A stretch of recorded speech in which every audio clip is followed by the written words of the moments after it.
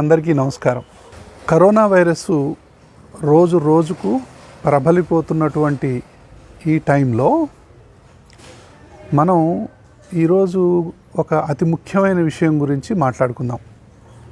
Kings college లండన్లో జరిగినటువంటి ఒక రీసెర్చ్ దాదాపు 2700 మంది మీద చేశారు. వాళ్ళల్లో వైరస్ ఎంటర్ అయిన తర్వాత ఎవరెవరికి ఎలాంటి సిమ్టమ్స్ వచ్చాయనేది పాయింట్. 14 రకాలైనటువంటి జబ్బు లక్షణాలని ఐడెంటిఫై చేశారు. ఈ లక్షణాలతోని 6 క్లస్టర్స్ చేశారు, 6 గ్రూపులు చేశారు పేషెంట్లని. ఏ గ్రూప్లో వాళ్ళకి తక్కువ రిస్క్ ఉంటుంది, ఏ గ్రూప్లో ఉన్న వాళ్ళకి ఎక్కువ రిస్క్ ఉంటుంది, ఏ లక్షణాలు ఉంటే ఎక్కువ రిస్క్ ఉంటుంది, ఏ లక్షణాలు ఉంటే తక్కువ రిస్క్ ఉంటుంది, ఏ లక్షణాలు ఉన్న వాళ్ళకి అంటే ఐసీయూలో అడ్మిట్ అవ్వాల్సిన అవసరం ఎక్కువ ఉంటుంది, ఏ గ్రూప్లో ఉన్న వాళ్ళకి తక్కువ ఉంటుంది అనేటటువంటి దాన్ని బట్టి అది చేయటం అనేది జరిగింది. మనం దీన్ని చాలా కేర్ఫుల్గా చూద్దాం. 6 గ్రూప్స్ మన బాడీలోకి వైరస్ ఎంటర్ అయింది. ఈ వ్యక్తి వయసు ఎంత,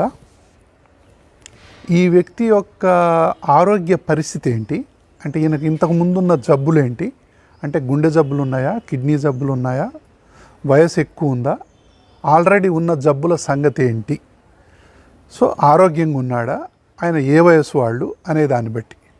సో ఇందులో ఎట్లా చేశారంటే ఈ యొక్క ఆ సిమ్టమ్స్ని బేసిస్ చేసుకొని నేను కొంచెం చెప్తుంటాను మీకు క్లియర్గా అర్థం కావడానికి. 6 గ్రూపుల్లో నెంబర్ 1 గ్రూప్ ఏంటంటే flu like with no fever. Flu like అంటే ఏమొస్తుంది, ఇందులో హెడేక్ ఉంటుంది, లాస్ ఆఫ్ స్మెల్ ఉంటుంది, మజిల్ పెయిన్స్ ఉంటాయి, కాఫ్ ఉంటుంది, సోర్ థ్రోట్ ఉంటుంది, చెస్ట్ పెయిన్ ఉంటుంది, ఛాతీ నొప్పి ఉంటుంది, బట్ జ్వరం ఉండదు. ఇది గ్రూప్ 1. సో తలనొప్పి, వాసన కోల్పోవటం, దాని తర్వాత అంత ఒళ్ళంతా కొంచెం నొప్పులు ఉన్నట్టుగా అనిపించటం, కాఫ్ ఉండటం, కొంచెం మైల్డ్ కాఫ్, సోర్ థ్రోట్ ఏదో గొంతులో ఏదో అడ్డం పడ్డట్టు సంథింగ్ ఉండటం, ఛాతీ కొంచెం నొప్పిగా ఉండటం, బట్ ఫీవర్ ఉండదు. ఇది flu like but no fever. Number 2 ఏంటి, ఫ్లూ లైక్ విత్ ఫీవర్, రెండో గ్రూప్. ఈ గ్రూప్ ఏంటి, హెడేక్ ఉంటుంది, తలనొప్పి ఉంటుంది, లాస్ ఆఫ్ స్మెల్, ఈ యొక్క వాసన కోల్పోతాం, దగ్గు ఉంటుంది, సోర్ థ్రోట్ ఉంటుంది, హోయర్స్నెస్ ఉంటుంది, అంటే గొంతు బొంగురు పోద్ది, కొంచెం ఫీవర్ ఉంటుంది, దాని తర్వాత లాస్ ఆఫ్ ఎప్టైట్ ఉంటుంది, కొంచెం ఆకలి తగ్గుద్ది, అంటే విత్ ఫీవర్ అనమాట. గ్యాస్ట్రో ఇంటెస్టైనల్ మూడోది. గ్యాస్ట్రో ఇంటెస్టైనల్ అంటే ఏంది, జీర్ణకోశానికి సంబంధించిన సిమ్టమ్స్తో కలిసి ఉండేది మూడో గ్రూప్. ఇందులో ఏముంటాయి, తలనొప్పి ఉంటుంది, హెడేక్, తర్వాత వాసన కోల్పోవటం ఉంటుంది, లాస్ ఆఫ్ ఎపటైట్ ఉంటుంది, ఆకలి కోల్పోవటం, డయేరియా ఉంటుంది, ఇందులో విరోచనాలు అవుతుంటాయి, మాటి మాటికి బాత్రూమ్ పోవటం, విరోచనాలు, సోర్ థ్రోట్ ఉంటుంది, మామూలుగా గొంతు ఇట్లా పచ్చి చేయటం ఉంటుంది, చెస్ట్ పెయిన్ ఉంటుంది ఇక్కడ కూడా, బట్ కాఫ్ ఎక్కువ ఉండదు. సో శ్వాస వ్యవస్థ అంటే దగ్గు కంటే కూడా మోషన్స్ మీద ఎక్కువ కాన్సన్ట్రేషన్ ఉంటే ఇది గ్యాస్ట్రో ఇంటెస్టైనల్. ఇది 3rd cluster, 3rd variety. 4th ఏంటి, 4th cluster or 4th group of సిమ్టమ్స్లు ఏముంటాయంటే సివియర్ లెవెల్ 1 విత్ ఫెటీగ్. ఇక్కడ మొదలైద్దిగా సివియారిటీ. ఏంటి ఫెటీగ్ అంటే ఏంటి, నీరసించిపోవటం, అలసిపోవటం, అంటే ఇంకా నాకు చేత కావట్లేదు అనటం, హెడేక్ ఉంటుంది, లాస్ ఆఫ్ స్మెల్ ఉంటుంది, కాఫ్ ఉంటుంది, ఫీవర్ ఉంటుంది, జ్వరం ఉంటుంది, గొంతు హోయర్స్నెస్ ఉంటుంది, గొంతు బొంగురు పోయినట్టు, చెస్ట్ పెయిన్ ఉంటుంది, ఛాతీలో నొప్పి ఉంటుంది, ఫెటీగ్ ఉంటుంది, అంటే అలసిపోవటం. ఫెటీగ్ని సపరేట్ తీసుకున్నారు చూడండి. ఫెటీగ్ అంటే అలసిపోవటం, అంటే బెడ్లో నుంచి లేవబుద్ధి కాకపోవటం, అబ్బా ఇంకొంచెం సేపు రెస్ట్ తీసుకుందాంలే అనిపించటం, అంటే చేత కాకపోవటం, అలసిపోవటం ఫెటీగ్ అంటారు. 5th క్లస్టర్, 5th గ్రూప్ వాళ్ళు ఎట్లా ప్రజెంట్ చేస్తారు అంటే severe level with confusion. First fatigue అనుకున్నాం కదా, తర్వాత కన్ఫ్యూజన్. సివియర్ లెవెల్లో కన్ఫ్యూజన్ అంటే ఏంటి, తలనొప్పి ఉంటుంది, హెడేక్, లాస్ ఆఫ్ స్మెల్ ఉంటుంది, లాస్ ఆఫ్ హెపటైట్ ఉంటుంది, అంటే ఆకలి కోల్పోవటం, కాఫ్ ఉంటుంది, దగ్గు, ఫీవర్ ఉంటుంది, జ్వరం, గొంతు బొంగురు పోవటం ఉంటుంది, కొంచెం హోయర్స్నెస్ ఉంటుంది, సోర్ థ్రోట్ ఉంటుంది, గొంతులో ఎలాగో ఉండటం, చెస్ట్ పెయిన్ ఉంటుంది, ఛాతీలో నొప్పి ఉంటుంది, ఫెటీగ్ కూడా ఉంటుంది, అంటే అలసిపోవటం, నీరసించిపోవటం, చేతగాకపోవటం, ఫెటీగ్ అనుకున్నాం కదా అది ఉంటుంది. దీంతో పాటు మజిల్ పెయిన్స్ ఉంటాయి. అతి ముఖ్యమైనది కన్ఫ్యూజన్ ఉంటుంది. సడన్గా మనం ఎక్కడున్నాం, మనకు అర్థం కాదు ఎక్కడున్నాం, కన్ఫ్యూజన్. ఇది చాలా చాలా చాలా ఇంపార్టెంట్ సిమ్టమ్, గుర్తుపెట్టుకోండి. కన్ఫ్యూజన్ ఉంది అంటే ఇంకా హాస్పిటల్ పోవాలని అర్థం, ఇంకా అది లేట్ చేయాల్సిన కేసు కాదు. సో అది 5th. 6th గ్రూప్ ఏంది, సివియర్ లెవెల్లో 3 ఇది అబ్డామినల్ అండ్ రెస్పిరేటరీ.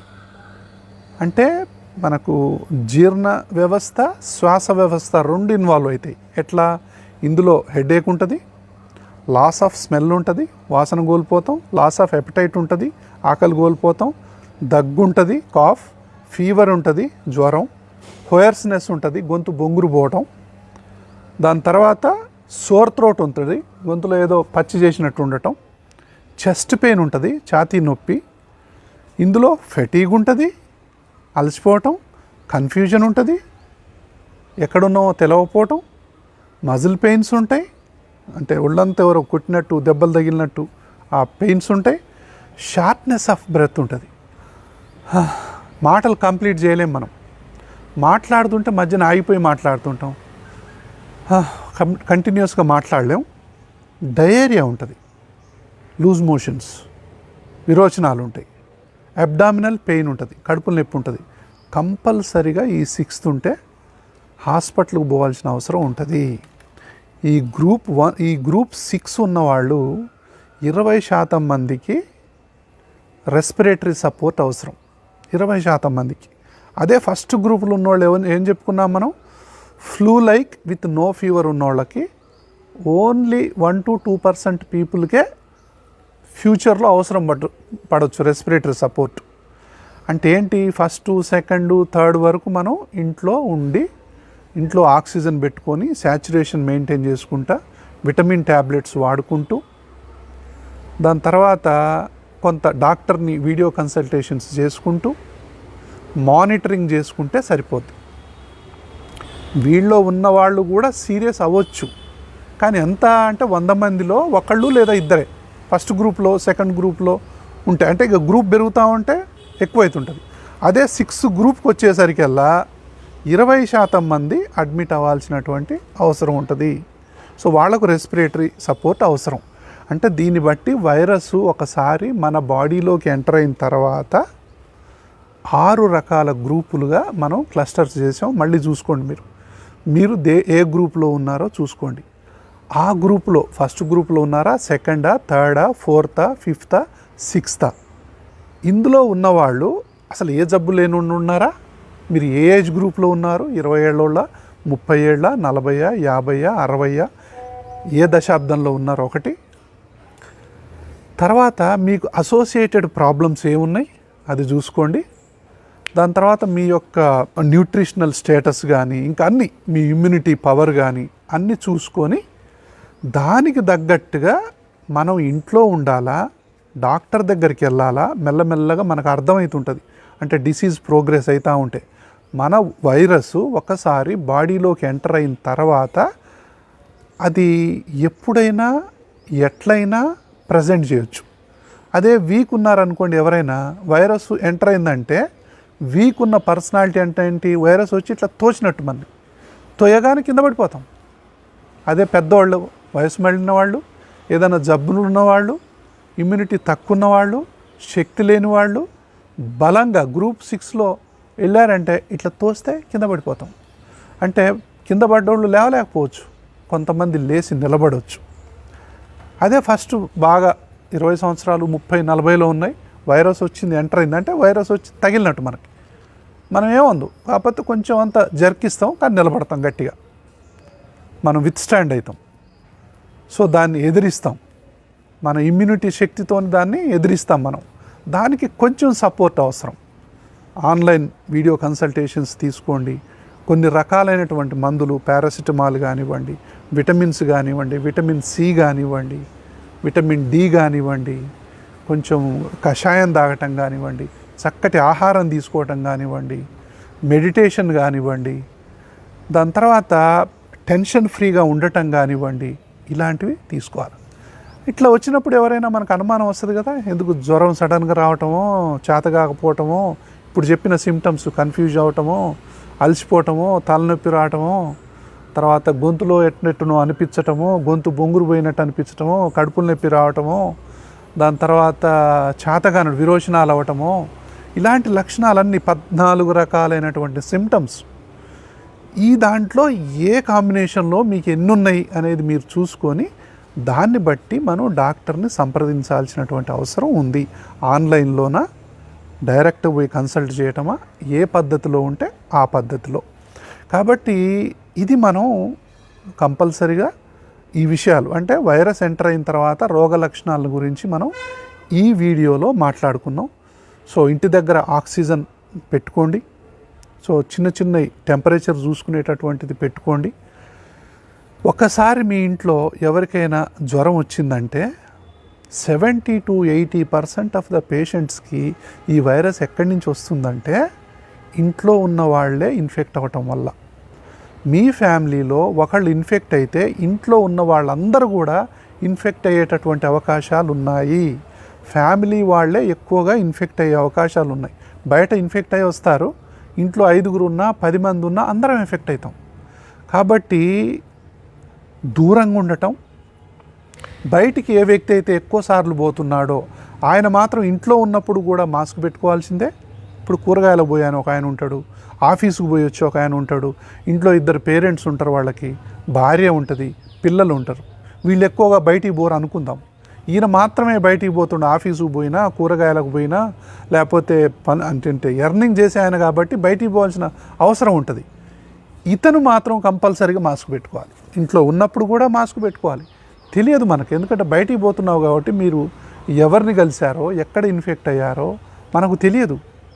మనకు జ్వరం వచ్చి నేను చెప్పిన సిమ్టమ్స్ వచ్చే లోపే మీరు వైరస్ని రిలీజ్ చేస్తుంటారు ఇంట్లో. ఆ వైరస్ ఆల్రెడీ మిగతా వాళ్ళకి వచ్చేస్తూనే ఉంటాయి. కాబట్టి సిమ్టమ్స్ రాకముందు వైరస్ ఎక్కువ ఉంటుంది. జ్వరం మొదలైన రోజు విపరీతంగా వైరస్ రిలీజ్ అవుతుంటుంది. ఒక 5 రోజుల పాటు, ఒక వారం రోజుల పాటు, depending upon the quanta of the infectiousness. ఆ క్వాంటమ్ని బట్టి, ఆ సైజుని బట్టి, ఆ ఇనాక్యులంని బట్టి, ఆ వైరస్ లోడ్ని బట్టి ఆ వైరస్ అనేది రిలీజ్ అవుతూ ఉంటుంది మన ఇంట్లో. సో ఏసీ రూముల్లో ఎక్కువ సర్క్యులేట్ అవుతూ ఉంటుంది వైరస్. కాబట్టి ఓపెన్ ప్లేసుల్లో ఉండండి, సాధ్యమైనంత వరకు టెర్రస్ మీద ఉండండి. సో ఇట్లాంటివి తీసుకోండి, కానీ భయపడకండి, అవగాహన పెంచుకోండి. మీరు పోయి పరీక్షలు చేయించుకుంటే సడన్గా మీకు కరోనా పాజిటివ్ అని వస్తే సడన్గా ఇంకా గుండె ఆగిపోయినంత పని అట్లా అవ్వకండి. ధైర్యం తెచ్చుకోండి. ప్రపంచం అందరూ బాధపడుతున్నారు, మీతో పాటు కొన్ని లక్షల మంది ఉన్నారు. కాబట్టి సడన్గా తలకిందులు అయిపోయినట్టు మీ ప్రపంచం, ఇల్లంతా ఏందో ఇంకంతా ఒకలాంటి షాక్ గురైపోయి ఏడవటమో లేకపోతే ఇంకా ఏంది కర్మ అనుకోవటమో మీరు కనుక చేస్తే మీ ఇమ్యూనిటీ పడిపోద్ది. ఖచ్చితంగా టెన్షన్ వల్ల ఇమ్యూనిటీ పడిపోద్ది, భయం వల్ల ఇమ్యూనిటీ పడిపోద్ది, నిద్ర పట్టదు, ఇమ్యూనిటీ పడిపోద్ది, ఆకలి ఉండదు. అసలు ఇది ఆకలి లేకుండా చేస్తుంది. మీకు ఇంకా భయంతో అయితే ఇంకా ఆకలి చచ్చిపోద్ది. కాబట్టి ఇవన్నీ వస్తాయి, పోయి పరీక్షలు చేయించుకుంటాం, పాజిటివ్ రావచ్చు. ధైర్యంగా ఉండండి, ధైర్యాన్ని చెప్పండి, ధైర్యాన్ని పొందండి. మీ డాక్టర్ని ఆన్లైన్లో కన్సల్ట్ చేయండి. ఈ గ్రూప్లో మీరు ఎక్కడున్నారో మెల్లమెల్లగా రోజుకు రోజు చూసుకోండి. ఈ వీడియోని మీకు మంచిగా అనిపిస్తే మీరు 10 మందికి షేర్ చేయండి, మీ బంధువులతో షేర్ చేసుకోండి. కాబట్టి ఇప్పుడు కావాల్సింది మనకేంటంటే అవేర్నెస్. కాబట్టి మళ్ళీ మొదటికి వస్తున్నాం, మాస్కులు. ప్రపంచ ఆరోగ్య సంస్థ హెడ్ ఏం చెప్పాడంటే ఈ పాండమిక్ని ఆపాలంటే ఇప్పటికి కూడా మన దగ్గర ఉన్న ఆయుధాలు 3. 1 మాస్క్ పెట్టుకోవటం, 2 దూరాన్ని పాటించటం, 3 శుభ్రంగా చేతులు కడుక్కోవటం. ఇది మాత్రమే. మొదటి 2 చాలా చాలా ఇంపార్టెంట్. మాస్క్ అన్నిటికంటే చాలా ఎక్కువ ఇంపార్టెంట్. డిస్టెన్స్ కూడా ఈక్వల్ ఇంపార్టెంట్. క్లోజ్గా వచ్చి మాట్లాడకండి. ఫ్యామిలీ సభ్యులు కూడా మనం ఏం చేస్తామంటే ఫ్యామిలీలోనే ఒక స్టడీలో రీసెర్చ్లో ఏం జరిగిందంటే 85% of the times family members effect అవ్వటం వల్లనే ఈ సంఖ్య పెరిగిపోతుంది. కాబట్టి ఫ్యామిలీలో ఉన్నప్పుడు కూడా దూరంగా కూర్చోండి ప్లేస్ ఉంటే, లేదంటే బయట ఒకళ్ళు కూర్చోండి, బాల్కనీ ఒకళ్ళు కూర్చోండి, రూమ్లో ఒకళ్ళు కూర్చోండి, హాల్లో ఒకళ్ళు కూర్చోండి. ఖాళీగా ఉన్నప్పుడు ఎవరి పనులలో వాళ్ళు ఉండండి. సో ఇట్లాంటివి షేర్ చేయండి, 10 మందితో పంచుకోండి, భయపడకండి, అవగాహన పెంచుకోండి, డాక్టర్ని కన్సల్ట్ చేయండి. నేను చెప్పిన వాటిల్లో ఏ గ్రూప్లో ఉన్నారో మీరు మళ్ళీ చూసుకోండి. సో మిమ్మల్ని మీరు కాపాడుకోండి. మందులు వచ్చినాయి, కొన్ని రకాల మందులు వచ్చినాయి. ఇప్పుడు ఫిబ్రవరిలో వచ్చిన దానికంటే జూలైలో మందులు వచ్చాయి. కొంచెం సేఫ్ పొజిషన్లోనే ఉన్నాం మనం. సో రెస్పిరేటరీ సపోర్ట్ ఎవరికి అవసరం పడుతుంది, ఎవరికి అవసరం పడదు. 1 to 6 ఫస్ట్ 3 వరకు అంత అవసరం పడకపోవచ్చు. ఇక లాస్ట్ 3 వస్తూ ఉంటే హాస్పిటల్ అడ్మిషన్ అనేది అవసరం పడవచ్చు. దాంతోపాటు మీకు ఏ జబ్బులు ఉన్నాయో అనే దాన్ని బట్టి, మీ యొక్క భయాన్ని బట్టి, మీరు తినటాన్ని బట్టి నీళ్లు బాగా తాగండి. సో లిక్విడ్ డైట్ బాగా తీసుకోండి, కూరగాయలు తీసుకోండి, ఫ్రూట్స్ తీసుకోండి, చక్కగా తినండి. నాన్ వెజ్ కూడా తినొచ్చు. మీరు ఎగ్స్ తినండి, ఎగ్స్ తినేవాళ్ళు, నాన్ వెజ్ తినేవాళ్ళు నాన్ వెజ్ తినండి. శుభ్రంగా ఉండండి, ధైర్యంగా ఉండండి, ప్రశాంతంగా ఉండండి. అంతేగాని కంగారు అయిపోయి మెంటల్ అయిపోయి ఆందోళన చెందేసి ఇంట్లో తిట్టుకోవటాలు, వాళ్ళని తిట్టడం వీళ్ళని తిట్టడం, నువ్వు బయటికి ఎందుకు పోయావు, నీ వల్ల వచ్చింది, నా వల్ల వచ్చింది అని మనంతట మనం తిట్టుకొని ఇల్లంతా అశాంతి చేసుకోవద్దు. వచ్చింది తప్పదు, అమితాబ్ లాంటి కుటుంబానికే వచ్చింది. మీరెంత నేనెంత, ఎవరికైనా రావచ్చు ఈ దేశంలో. సెలబ్రిటీలకు వచ్చింది, పాలిటీషియన్స్కి వచ్చింది, సో స్పోర్ట్స్ స్టార్కి వచ్చింది, హయ్యెస్ట్ ఎవరుంటే వాళ్ళకు వచ్చింది. ఇది ఎవరిని వదలదు. దీనికి బీద లేదు, ధనిక లేదు, లేకపోతే ఆస్తి లేదు, అంతస్తు లేదు, ఆడ లేదు, మగ లేదు, పిల్లలు లేదు, మధ్య వయస్కులు లేదు, ముసలివాళ్ళు లేరు. ఎవరికైనా ఎప్పుడైనా ఏ రూపంలోనైనా రావచ్చు. కాబట్టి జాగ్రత్తగా ఉండండి. దాన్ని ధైర్యంతో మాత్రమే ఎదుర్కోవాలనేది ఈ వీడియో యొక్క ముఖ్య ఉద్దేశం.